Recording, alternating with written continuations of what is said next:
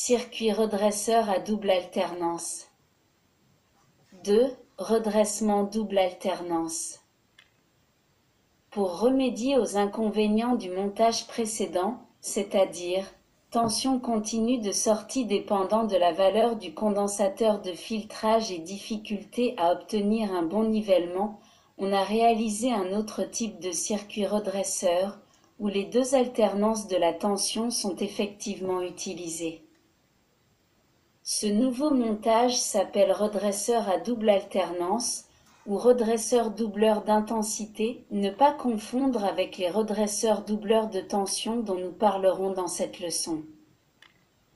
Dans ce type de circuit, on utilise deux redresseurs diode à vide ou à gaz ou diode à semi-conducteur et un transformateur avec secondaire à point milieu, figure 9. Ce secondaire est partagé en deux parties égales par le point milieu relié à la masse. Chacune de ces deux parties, S1 et S2, fournit la tension alternative efficace à redresser. Tout se passe comme si l'on avait deux transformateurs avec secondaire en parallèle et en opposition. Ainsi, lors de l'alternance positive de la tension alternative, lorsqu'il apparaît aux bornes de S1, les polarités sont indiquées figure 10, aux bornes de S2 ces polarités sont inversées. Le phénomène contraire se passe lors de l'alternance négative de la tension alternative, figure 11. On voit clairement, à l'aide des figures 10 et 11, que lorsque le redresseur D1 conduit, D2 est bloqué alternance positive et que lorsque D2 conduit, D1 est bloqué. Par conséquent, chaque redresseur devient tour à tour conducteur pendant la période complète de la tension alternative. De ce fait, la tension continue de sortie US a la forme indiquée figure 12. Ce montage nécessite un transformateur avec secondaire délivrant le double de la tension efficace demandée. En effet, si l'on désire une tension efficace de 250 volts par exemple, le secondaire complet devra fournir 500 volts. Après avoir connecté le point milieu à la masse point commun, chaque demi-secondaire S1 et S2 délivrera 250 volts, soit la valeur requise. En examinant la figure 12, on comprend facilement que la tension continue de sortie US doit avoir une valeur supérieure à celle obtenue avec le montage simple alternance. Dans ce cas, en effet, il n'y a pas d'interruption entre chaque impulsion de courant. Sans condensateur de nivellement, cette tension continue de sortie a pour valeur US égale 0,9 multiplié par U efficace. Avec un condensateur placé immédiatement après la diode, la tension continue de sortie US a, comme avec le montage précédent, une valeur de US égale 1,41 multiplié par U efficace. Dans les deux cas, en effet, le condensateur se chargeant à la valeur maximum de la tension alternative, il est normal que la valeur de la tension continue de sortie soit de même. Cependant, avec une charge normale, la tension continue de sortie disponible a pour valeur US égale 1,2 multiplié par U efficace, soit sensiblement plus que dans le montage précédent. Il faut surtout souligner le fait qu'avec le circuit double alternance, la valeur de la tension continue de sortie ne dépend pas de la valeur capacitive du condensateur. Sur le tableau de la figure 8, on a en effet mentionné tension de sortie continue avec charge normale inférieure à U efficace en fonction de la valeur du condensateur. Il est facile de comprendre à ce sujet, étant donné qu'il existe une interruption égale à une demi-période dans les impulsions de tension continue, que c'est le condensateur qui doit fournir le courant absorbé par la charge pendant ces interruptions, voire figure 13. On comprend tout aussi aisément que la charge d'un condensateur dépend de sa valeur capacitive, Q égale C multiplié par U, plus celle-ci sera élevée, plus la charge emmagasinée sera forte, donc sera en mesure de fournir un courant entre les deux impulsions A et C, figure 13. Avec une alimentation double alternance, les impulsions de courant continu se suivent régulièrement sans interruption et le condensateur n'a plus à compenser des interruptions, mais seulement à niveler le courant, voire figure 14. Quant à la tension inverse de pointe supportée par les deux redresseurs, elle est, comme dans le montage précédent, égale à 2,82 multiplié par U efficace. Tout ce qui a été dit pour le choix des éléments, pour une alimentation simple alternance, reste donc valable avec l'alimentation à double alternance. Il faut toutefois remarquer qu'avec ce dernier montage, chaque redresseur ne fournit que la moitié de l'intensité demandée. C'est pour cette raison que ce montage est souvent appelé doubleur d'intensité. Ainsi, en reprenant l'exemple précédent, soit à réaliser une alimentation fournissant 400 mA sous 100 volts, on pourra utiliser deux redresseurs capables de fournir seulement 200 mA chacun. Le tableau de la figure 15 résume les caractéristiques du montage redresseur double alternance. Avec ce dernier circuit, on peut, comme avec le circuit simple alternance, utiliser des redresseurs de type quelconque. Cependant, les redresseurs à semi-conducteurs sont plus avantageux et plus souples d'emploi. Examinons les courbes de la figure 16 relatives aux caractéristiques anodiques d'une diode à vide et d'une diode à semi-conducteur. La figure 16A concerne une diode à vide. Sur celle-ci, on voit que le courant fourni dépend beaucoup de la tension appliquée sur l'anode. Ainsi, lorsque le constructeur indique pour une diode à vide EY82, par exemple, courant redressé, 180 mA, tension d'anode, 250 volts, le courant de 180 mA représente la valeur maximum. En augmentant la tension d'anode, le tube travaillera à la saturation et le courant n'augmentera pas pour autant. Par contre, si la tension d'anode est inférieure à 250 volts, le courant sera beaucoup plus faible. Ainsi, avec ce tube, il faut obligatoirement une tension d'anode de 250 volts pour obtenir un courant de 180 mA. Il n'en est pas de même avec une diode à semi-conducteur. En effet, avec ce type de redresseur, le courant augmente très rapidement dès que la tension de seuil est atteinte, point A sur la figure 16b. Or, la tension de seuil est très basse, environ 0,6 volts. En dépassant la valeur limite de tension fixée par le constructeur, il n'y a pas saturation comme pour la diode à vide, mais emballement et destruction du redresseur. Ainsi, la diode à semi-conducteur SFR 164 par exemple peut fournir un courant de 1 A et supporter une tension d'anode de 150 volts environ. Cette diode fonctionnera encore normalement avec une tension beaucoup plus faible 100 volts moins 50 volts et même moins, tout en fournissant toujours un courant important.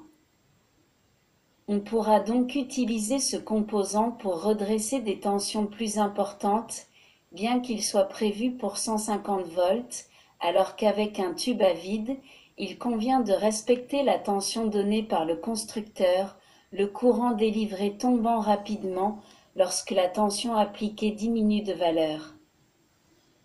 D'autre part, la diode à semi-conducteur est capable de fournir sans danger un courant instantané, nettement plus élevé que le courant moyen redressé. Ce courant instantané peut être demandé par le condensateur de filtre lors de chaque charge. Au contraire, la diode à vide ne peut pas, sans danger, fournir un courant instantané beaucoup plus élevé que le courant moyen redressé. Pour cette raison, afin de limiter le courant instantané, les constructeurs indiquent toujours pour les diodes à vide valeur maximum du condensateur de filtre. Exemple, diode à vide Y82, capacité d'entrée de filtre égale 60 microfarad maximum. Cette valeur n'est jamais donnée pour les redresseurs à semi-conducteurs, ceux-ci pouvant précisément fournir un courant instantané élevé. C'est d'ailleurs pour cette raison, du fait même que la capacité du condensateur peut être très élevée, qu'il est conseillé de monter une résistance de protection RS, avant ou après le redresseur, mais avant le condensateur de filtrage, voire figure 5. La valeur de cette résistance est généralement de l'ordre de 5 ohms. Pour déterminer sa valeur dans tous les cas, on admet que celle-ci doit être comprise entre 1 à 5% de la valeur de la charge. Nous devons donc définir ce qu'on entend par charge normale de l'alimentation. L'application pure et simple de la loi d'Ohm permet de définir cette charge. En effet, dans le cas d'une alimentation devant fournir 400 mA sous 100 volts, on comprend immédiatement qu'un tel courant sous 100 volts est celui qui circule dans une résistance ayant pour valeur R égale U divisé par I égale 100 divisé par 0,4 égale 250 ohms. Cette valeur représente donc la charge normale de l'alimentation. Il en résulte que la résistance de protection pourra avoir une valeur comprise entre 250 multiplié par 1 divisé par 100 égale 2,5 ohms à 250 multiplié par 5 divisé par 100 égale 12,5 ohms. Notons enfin que cette résistance de protection, que l'on peut aussi monter dans les circuits redresseurs à diode à vide, est indispensable dans le cas d'une alimentation directe sur le réseau secteur, c'est-à-dire une alimentation sans transformateur. Avec un transformateur, la résistance totale du circuit d'entrée est généralement suffisante, celle-ci ayant pour valeur RE égale R1 multiplié par N2 divisé par N1 plus R2. Avec R1 égale résistance de l'enroulement primaire, R2 égale résistance de l'enroulement secondaire, N2 divisé par N1 égale rapport de transformation.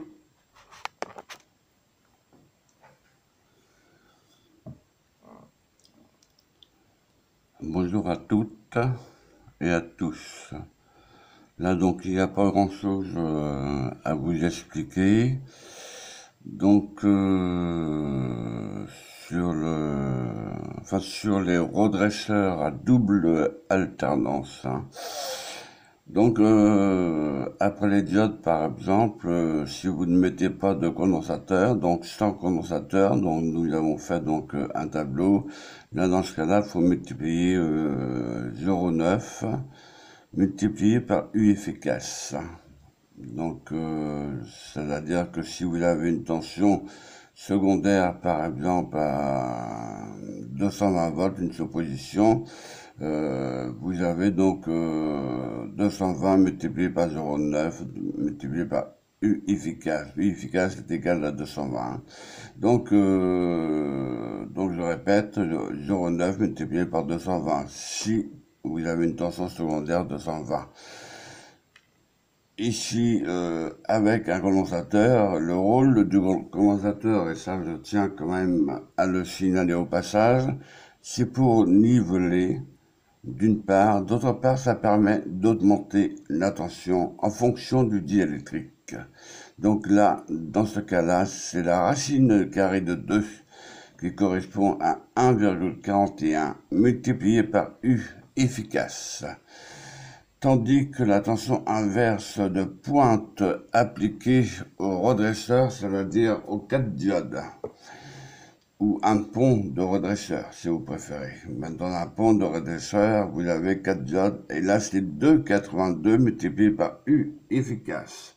C'est-à-dire, par exemple, si vous avez un transformateur au niveau du secondaire, vous avez 110 volts, vous multipliez donc U efficace, donc 110 multiplié par 2,82. Sinon, pour la tension de sortie en charge, avec charge, je veux dire, donc je reprends toujours un exemple, 110 volts multiplié par 1,2. Voilà, et vous trouvez donc la tension efficace. Donc la tension continue de sortie avec charge. Avec charge normale. Donc on diminue toujours. Hein, donc avec charge normale, on diminue. C'est pourquoi que le coefficient qui se trouve 1,2, donc c'est 1,2 multiplié par U efficace, c'est presque, j'allais dire 0,7, mais enfin donc 0,7 ça correspond à 1,41 l'appartement si on divise par 1,41 divisé par 2. Donc on a mis un coefficient, donc 1,2 pour compenser entre le 0,9 à 1,41. Or bien sûr, donc je vous expliquerai cela sur le plan mathématique. Et donc il y a un lien donc à ce niveau-là intitulé géométrie et mathématiques si j'ai bonne mémoire. Donc tout ceci, ça sera bien sûr expliqué sur le plan mathématique. Hein. Donc sachez bien que 1,41 c'est la racine carrée de 2. Hein, qui correspond à 41. Et ici, donc, vu que nous avons donc un pont de redresseur ou 4 diodes, donc dans ce cas-là, il faut 1,41 multiplié par 2. Et on trouve 2,82. Voilà. Multiplié par U efficace. Hein. Et ici, donc 1,41, donc on baisse un tout petit peu, c'est-à-dire on prend la valeur moyenne entre 0,9 à 41 et on trouve donc 1,2. Mais on verra ça sur le plan mathématique, hein, parce qu'il y a beaucoup de personnes qui confondent à ce niveau-là. Donc bien sûr, chacun son métier, mais enfin donc je tiens quand même à le dire. Voilà, donc il n'y a pas grand chose à dire ici, donc vous voyez, donc c'est la tension qui baisse sans le condensateur. Donc il faut niveler cette tension qui baisse. Donc le nivellement, ce qu'on appelle, donc vous verrez ça au niveau des courbes. C'est-à-dire que la tension augmente ici de 2,82 pour la tension de crête, donc au niveau des diodes, et pour la tension de sortie, donc c'est 1,2 ou 1,41 selon si vous faites fonctionner à vide, donc là c'est 1,41, donc ce que je regarde ici, avec condensateur c'est 1,41, si la tension continue est à vide, hein, donc à vide, c'est-à-dire que si ça fonctionne à vide, hein, donc et là c'est quand que c'est en charge, hein, que j'ai oublié de vous le dire, hein, mais donc c'est bien marqué en majuscule, tension continue à vide, donc soit 0,9, soit 1,41 multiplié par U efficace, hein, selon si vous mettez un condensateur ou avec un condensateur. Voilà, donc ici, donc, tension continue de sortie avec charge. Hein, donc là, donc c'est 1,2 multiplié par U efficace. Hein, donc ici, avec charge. C'est pourquoi qu'on met toujours un condensateur de vitrage pour faire augmenter la tension. Là, donc, interruption de tension dans le montage, simple alternance. Bien sûr, lorsque c'est une simple alternance, vous avez donc deux tensions, enfin deux impulsions positives dans ce cas-là, puisque celle du milieu est supprimée, devant être compensée par le condensateur, bien sûr, dans ce cas-là. Voilà. Sinon, donc, nous avons mis ces formules-là, donc US égale 0,2, 0,9 multiplié par U efficace, US est égal à 1,41 multiplié par U efficace, et ici, donc, US multiplié par 1,2 multiplié par U efficace. Mais tout ceci, donc, c'est mis dans le tableau. Alors, vous voyez, donc, à double alternance D1 et D2 conduits. Donc là, vous avez les alternances positives, hein. C'est-à-dire avec un transformateur à point milieu. Mais je reviendrai un peu plus tard sur le changement de polarité et le point milieu qui sera bien sûr un peu plus tard. Donc, sur la prochaine leçon, je crois que ce sera donc supprimer le point milieu parce que sinon, on a donc un gros transformateur qui pèse lourd, donc ça ne pourra pas aller avec le point milieu, hein. On a mis donc le point milieu, c'est comme si que nous avons deux secondaires, si vous préférez, hein, et deux enroulements secondaires. Bon, dans ce cas-là, on ne peut pas faire autrement, on met donc un point au milieu. Mais dans certains cas, vous avez des secondaires séparés sans mettre de point milieu. Mais donc, c'est pas les mêmes branchements, on vous expliquera cela par la suite, hein. Donc là, vous voyez donc D1 conduction, D2 bloqué ou blocage, hein, puisque c'est marqué blocage ici. Donc S1, donc S comme secondaire, donc le premier secondaire, et S2 le deuxième secondaire, hein. Donc, et la tension US se trouve ici par rapport à la masse, hein, le plus par rapport à la masse, hein. Donc vous mesurez, vous prenez donc avec votre multimètre et vous prenez la tension. Donc vous pouvez donc, si c'est sans condensateur, c'est 0,9, je crois, oui, c'est ça, donc 0,9, 1,41 avec condensateur. Donc là, c'est US multiplié par 1,41 si vous mettez un condensateur de filtrage. Et vous voyez ici, donc, celui-là, donc, entre les deux, c'est mal, hein. Donc, vous voyez, donc, D1, conduction, hein, puisque c'est la tension positive qui passe par D1, et D2, bloqué, puisque c'est la tension négative qui passe par D2, donc, elle sera bloquée, la tension négative. Par contre, si ici c'est la tension négative sur la figure 11, D1 sera bloqué et D2 sera conducteur. Voilà. Donc, c'est pourquoi que, oui, donc je reviens à ce schéma-là, donc figure 10, c'est pourquoi que vous avez une diode, comment dire, en blanc, je dirais, donc l'anode en blanc, couleur blanc, et l'autre rempli de noir, hein, pour indiquer que D2 est bloqué, hein, et D1 conducteur. Et ainsi de suite, ici c'est pareil, donc si c'est l'alternance négative, D1 sera bloqué et D2 sera conducteur. Donc, voyez-vous, donc entre ces deux schémas-là, figure 10 et figure 11, on redresse automatiquement d'une part la première alternance positive et d'autre part la deuxième alternance positive ici. Ce qu'on retrouve ici, D1, D2, sur la figure 12. Voilà. Voilà donc le principe que vous puissiez bien comprendre. Alors ça, c'est une période, hein. Donc, c'est une période entre D1 et D2. Voilà, c'est-à-dire entre la figure 11 et la figure 12.